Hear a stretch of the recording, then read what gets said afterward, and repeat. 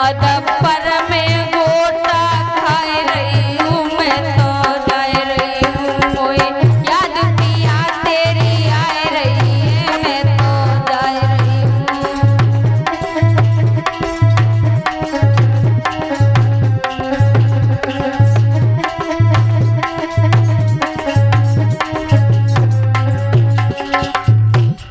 आज उसी समय वो सुनीति अपने पिया को याद करती हुई, महाराज को याद करती हुई मरने के लिए जंगल में जिस समय चली, कहा महाराज मैं आपके बगैर एक पल नहीं रहती थी, लेकिन आज आपके बगैर मैं मरने के लिए जा रही हूं।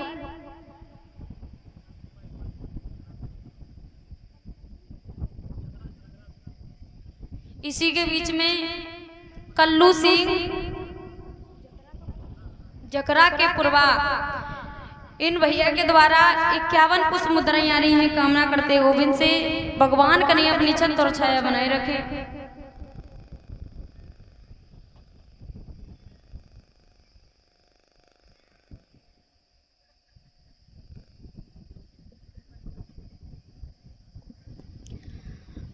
उसी समय वो सुनीति आज याद करती हुई, रोती हुई, बिलखती हुई महाराज को याद करती हुई जा रही थी मरने के लिए, लेकिन उसी वन में नारद जी का आगमन हो जाता है। जैसे ही नारद जी का आगमन वहां हुआ तो नारद जी आज सुनीति को मिल जाते हैं। नारद जी ने कहा कि हे पुत्री तुम कौन हो, कहां से आई हो? कहा महाराज मैं,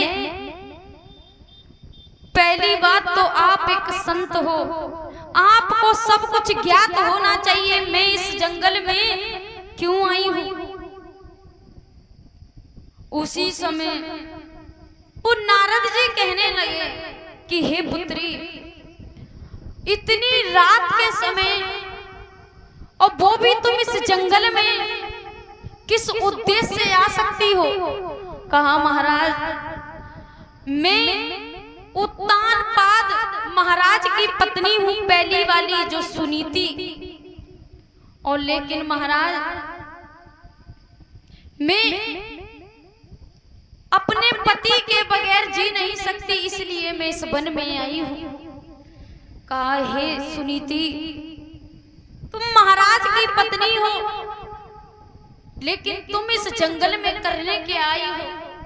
आज कहा सुनीति ने कि महात्मा जी आपको तो सब कुछ ज्ञात होना चाहिए। और उसी समय वो कहने लगे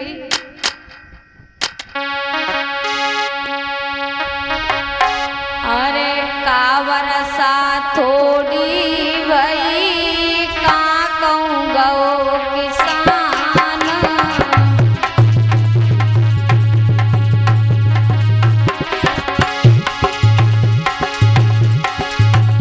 अरे कावर सा थोड़ी भई का कहूँ गौ किसान, अरे खेत बीज बंजर पड़े कारछी करतार,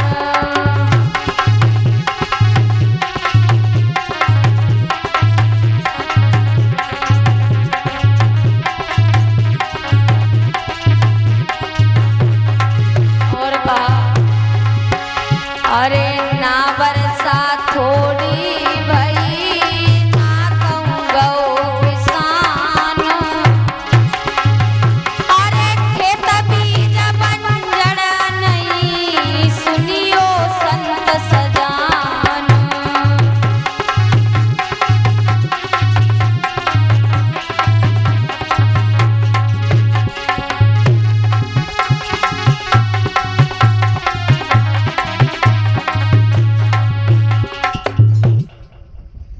आज उसी समय वहां पर सुनीति से जिस समय नारद जी ने कहा हे पुत्री क्या वर्षा थोड़ी हुई हमें बताओ। कहा महाराज ना तो वर्षा थोड़ी हुई, ना ही कोई किसान कहीं गया है, हमें कोई भी दिक्कत नहीं है, लेकिन हम इस जंगल में आए हैं वो भी मरने के लिए आए हुए हैं। क्या तुम मरने के लिए आई हो, लेकिन क्यों आई हो? कहा मैं इस जंगल में मरने के लिए आई हूं, लेकिन मैं इस जंगल में एक पुत्र के खातिर मरने के लिए आई हूं।